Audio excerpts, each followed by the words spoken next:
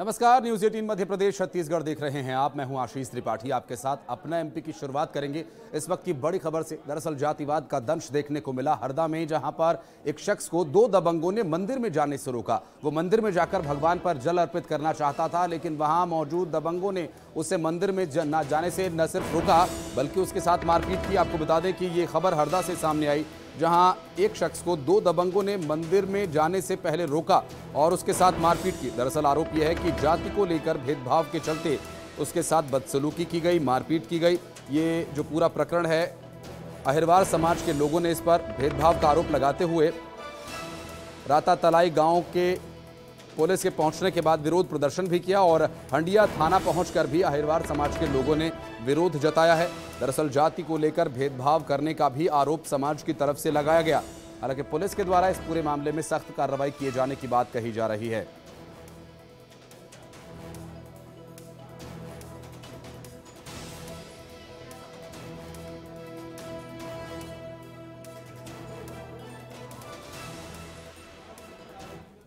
और इंदौर से करोड़ों की सट्टेबाजी का मामला सामने आया, जहां लगभग 5 करोड़ की सट्टेबाजी का प्रकरण सामने आया।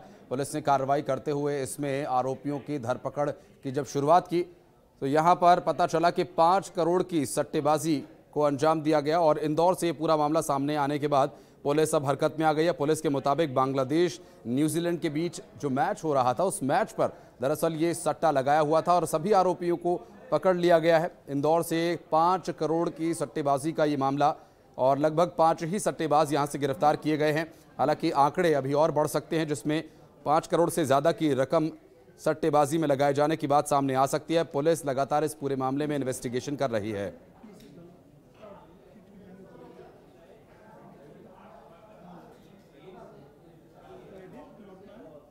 और झाबुआ से जमीन विवाद में पति पत्नी की पिटाई करने का एक मामला सामने आया और जहां पर पति पत्नी की पिटाई की गई और गंभीर रूप से घायल हालत में उन्हें अस्पताल में भर्ती कराया गया है।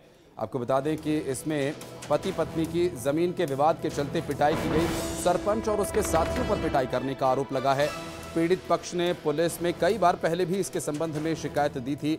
पिटोल चौकी के छोटी ढेकल का ये मामला, पिटोल पुलिस इस पूरे मामले में अब तक कोई कार्रवाई नहीं कर रही है, ऐसा आरोप पुलिस पर लगाया जा रहा है।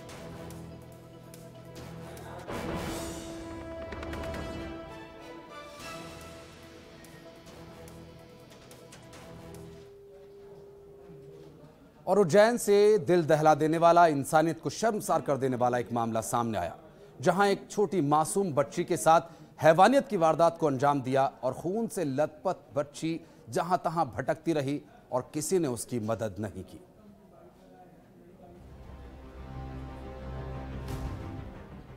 वो गुहार लगाती रही, खून से लथपथ दर दर भटकती रही। किसी को नहीं आई दया, किसी ने नहीं दिखाई मानवता।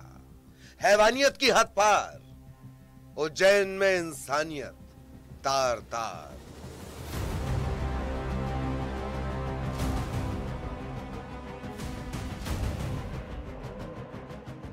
मध्य प्रदेश में हैवानियत की तस्वीरें हैं ये। मध्य प्रदेश में इंसानियत के मर जाने की तस्वीर है ये।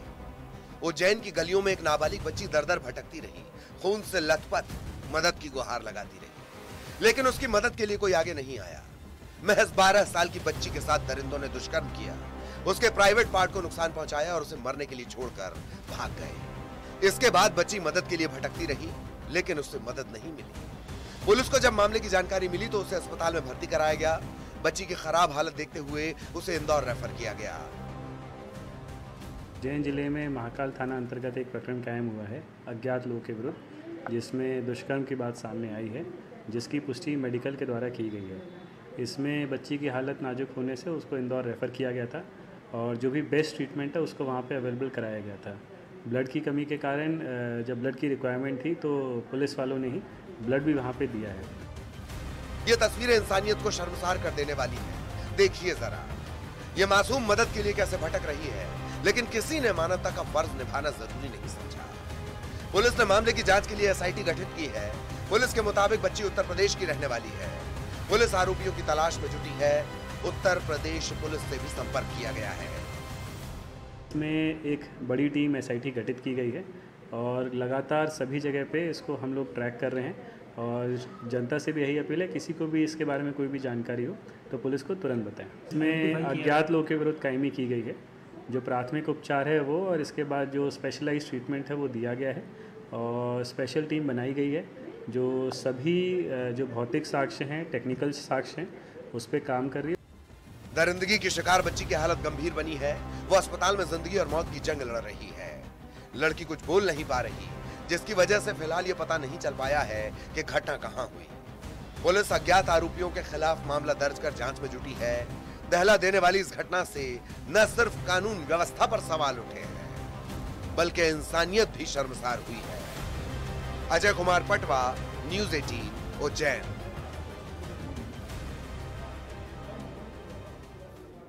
और इस बेहद दर्दनाक मामले में प्रदेश के गृह मंत्री नरोत्तम मिश्रा खुद नजर बनाए हुए हैं और इस पूरे घटनाक्रम को लेकर उन्होंने एक बड़ा बयान दिया। उनका ये कहना है कि बच्ची की हालत अब स्थिर बताई जा रही है और बातचीत करने पर अभी तक पता ये चल रहा है कि बच्ची उज्जैन की नहीं है, जबकि काउंसलर उससे बात कर रहे हैं और ये जानने का प्रयास कर रहे हैं कि ये सब आखिर कैसे हुआ और बच्ची कहाँ की है। इन सब डिटेल्स पर अभी काउंसलर बातचीत कर रहे हैं बच्ची से। लेकिन गृहमंत्री नरोत्तम मिश्रा ने यह भी बताया कि अब भी बच्ची बहुत ज़्यादा बता पाने की स्थिति में नहीं है, क्योंकि जिस तरह उसके साथ इस हैवानियत को अंजाम दिया गया, ये वाकई बहुत ही जघन्य अपराध है और इस पूरे मामले में अपराधियों के खिलाफ सख्त कार्रवाई की जाएगी। बच्ची के स्वास्थ्य को जल्द से जल्द राहत पहुंचाए जाने के लिए डॉक्टर्स प्रयास कर रहे हैं। ठीक है, पूरे इलाज की चिंता की जा रही है, इलाज चल रहा है। उज्जैन की प्रतीत नहीं हो रही है वो बच्ची बाहर की प्रतीत हो रही है, क्योंकि वो ठीक तरह से बता नहीं पा रही है, इसलिए काउंसलर लगाए गए हैं, चाइल्ड स्पेशलिस्ट लगाए गए हैं, तो वो ठीक तरह से जवाब दे।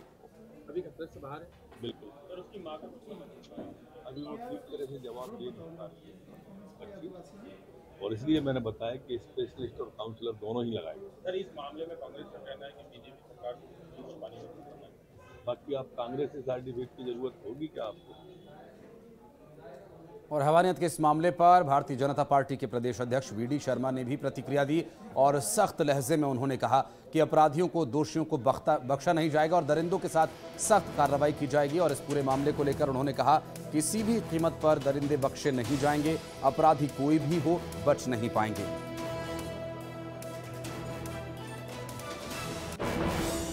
इस घटना के बारे में एक बार जानकारी लूंगा, लेकिन इस प्रकार की घटना अगर हुई है तो ये दुर्भाग्यजनक नहीं, दुर्भाग्यजनक से दुर्भाग्यजनक है। ऐसे दरिंदों को इस मध्य प्रदेश की धरती पर न स्वीकार किया जा सकता।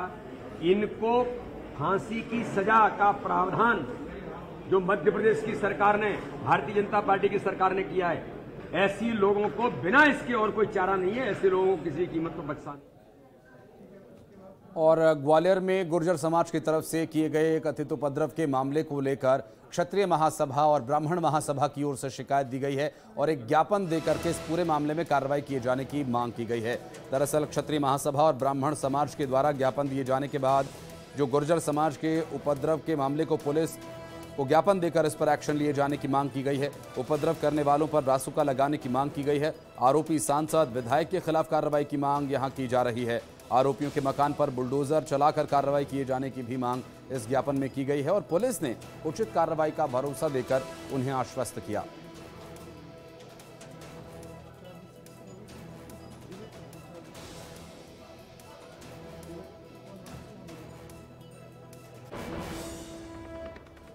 और अगली खबर मध्य प्रदेश के लिए खुशखबरी और इंदौर वासियों के लिए सम्मान की बात, चूंकि इंडिया स्मार्ट सिटीज़ के अवार्ड में इंदौर को सम्मानित किया गया, मध्य प्रदेश को सम्मानित किया गया। देश की राष्ट्रपति द्रौपदी मुर्मू ने यह सम्मान प्रदान किया। इंदौर में इंडिया स्मार्ट सिटीज़ अवार्ड का आयोजन किया गया और स्मार्ट सिटीज़ के रूप में इंदौर जो अपने आप को विकसित किए हुए है, जिसमें राष्ट्रपति द्रौपदी मुर्मू ने विजेताओं को सम्मानित किया और इस दौरान राज्यपाल मंगू भाई पटेल, मुख्यमंत्री शिवराज सिंह चौहान भी यहां मौजूद रहे।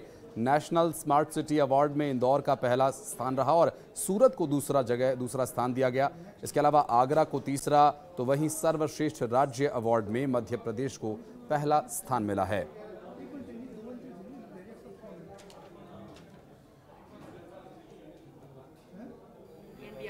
स्मार्ट सिटीज कॉन्क्लेव 2023 में आप सबके बीच आकर मुझे बहुत प्रसन्नता हो रही है। मैं आज के सभी पुरस्कार विजेताओं को बहुत बहुत बधाई देती हूँ। मुझे खुशी है कि इंदौर ने भारत के सबसे स्वच्छ शहर के रूप में अपना स्थान बनाए रखा है। अब तो इंदौर देश की स्मार्ट सिटी में भी सबसे ऊपर है। मैं इंदौर के सभी निवासियों, जनप्रतिनिधियों, प्रशासन के अधिकारियों, केंद्र सरकार से संबंध विभागों तथा अन्य सभी स्टेक होल्डर्स की सराहना करती हूँ। उनकी कर्तव्यनिष्ठा के परिणाम स्वरूप प्रदर्शन की विभिन्न श्रेणियों में इंदौर प्रथम स्थान पर है। माँ अहिल्या का शहर है इंदौर, हमारे सपनों का ठौर है इंदौर, सफाई में नंबर 1 और स्मार्ट सिटी का सिरमौर है इंदौर। इसके पकवानों की खुशबू हमें खींच लाए, इसके पोहे जलेबी जी ललचाए, इसकी गलियों गलियों का स्वाद बेजोड़ है, ये इंदौर है।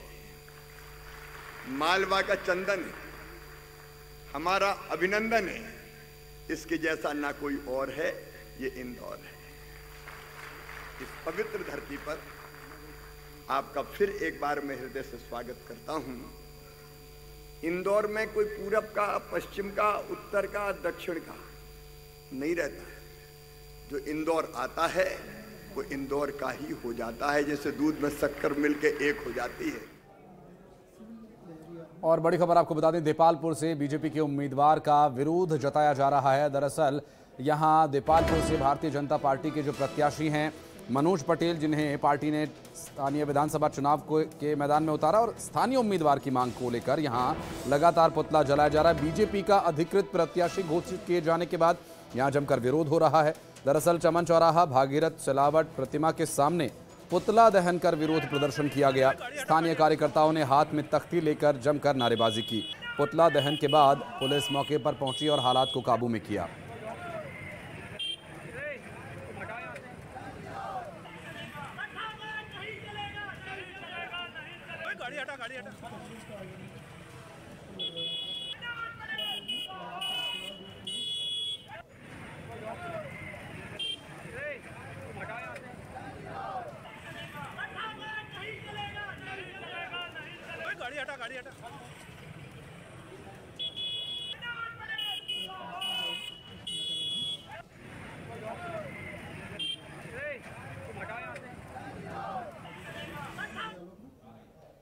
और आगामी विधानसभा चुनावों को लेकर भारतीय जनता पार्टी लगातार बैठकों का दौर चलाए हुए है और इस बीच एक बड़ी खबर आ रही है। भारतीय जनता पार्टी के नेताओं की एक बैठक हुई जिसमें उत्तर प्रदेश के डिप्टी सीएम ब्रिजेश पाठक भी पहुंचे। दरअसल कार्यकर्ता और पदाधिकारियों से यहां चर्चा की जा रही है। आगामी विधानसभा चुनावों को लेकर ये बड़ी बैठक बुलाई गई है जिसमें देश भर के बड़े नेता इस बैठक में शामिल हुए हैं। भारतीय जनता पार्टी लगातार मध्य प्रदेश की सत्ता में एक बार फिर से काबिज होने के लिए किसी भी तरह इस चुनाव को जीतकर एक बार फिर से सत्ता तक पहुंचने का प्रयास, और ऐसे में ताबड़तोड़ बैठकें और लगातार नेताओं का मंथन जारी है। और विधानसभा चुनाव पर बीजेपी की ये बड़ी बैठक जिसमें देश भर के बड़े नेता शामिल हुए हैं। आपको बता दें कि उत्तर प्रदेश के डिप्टी सीएम ब्रिजेश पाठक भी इस बैठक में हिस्सा लेने के लिए पहुंचे हैं। कौशल है कि बूथ स्तर तक से कार्यकर्ता से लेकर राष्ट्रीय नेतृत्व का जो व्यक्ति है वो नेता नहीं कार्यकर्ता होता है। ये कैडर बेस्ड पार्टी है और Bharatiya Janata party cadre based party होने के नाते अपने कार्यकर्ताओं को जगह जगह पर उनको दायित्व सौंपती रहती है।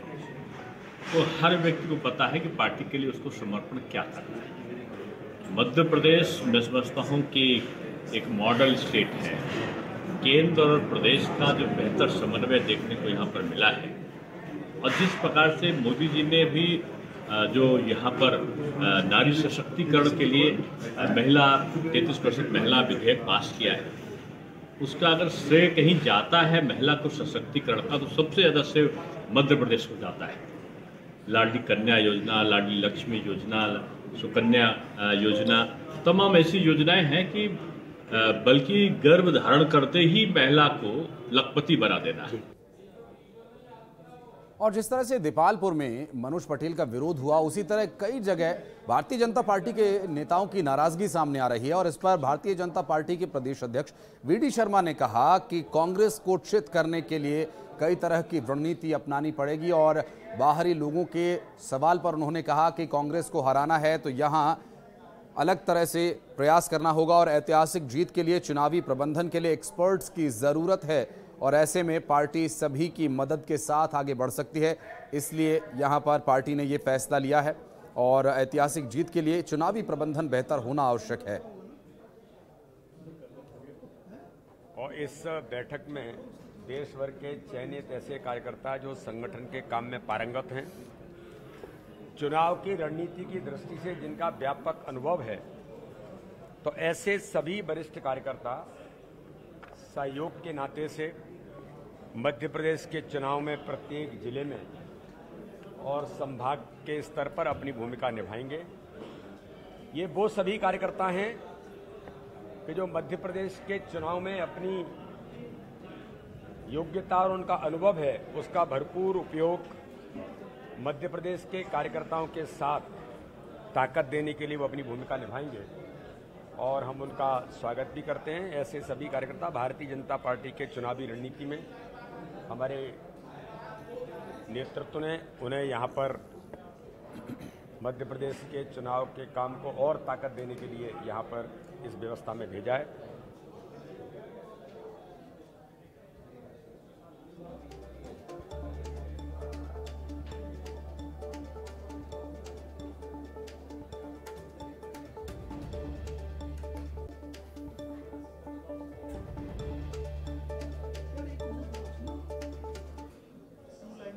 और इस बीच इंदौर से एक बड़ी खबर आ रही है। दरअसल दुर्घटना की खबर, जहां स्कूल बस के दुर्घटनाग्रस्त होने का मामला सामने आया।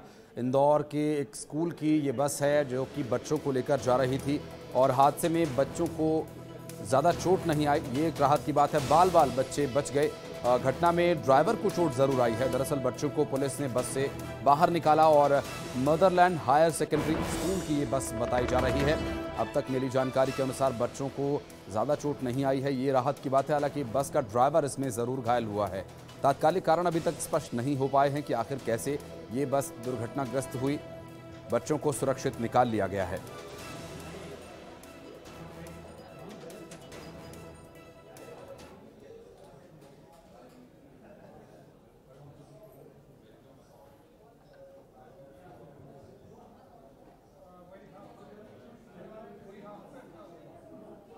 और खबरों में एक छोटा सा ब्रेक ले रहे हैं। ब्रेक के बाद भी खबरों का सिलसिला जारी रहेगा।